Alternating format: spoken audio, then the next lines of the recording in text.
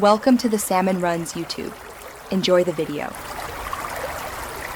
In this video, I will explain the Thrustmaster T300 RS GT setup. First, connect the wheel rim to the base by aligning the quick release mechanism and twisting it clockwise until it locks securely. Next, plug the power adapter into the wheelbase and then into a wall outlet. Finally, connect the USB cable from the wheelbase to your PC or console. Remember to set the mode switch on the front of the base to the correct position for your platform. Now, let's get your wheels securely mounted. You can use the robust clamping system to attach the wheelbase to a desk or table up to 100 millimeters thick.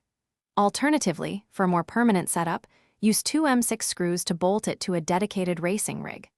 After mounting, connect the T3PA GT Edition pedal set to the wheelbase using the dedicated port. Feel free to adjust the pedal spacing for optimal comfort. To ensure peak performance, visit the Thrustmaster support website to download and install the latest drivers and firmware for your T300 RS GT. Once installed, open the Thrustmaster control panel to calibrate your wheel and pedals. Here, you can fine-tune force feedback settings, adjusting strength, damping, and spring effects to your liking.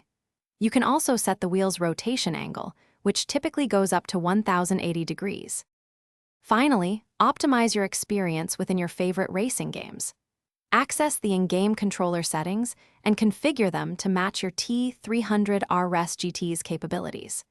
Experiment with steering linearity and dead zones to achieve precise control. Remember to regularly check the Thrustmaster website for new driver and firmware updates, ensuring you always have the best performance. Keeping your equipment clean will also help maintain its responsiveness over time. Thanks for watching. Consider subscribing if we helped you.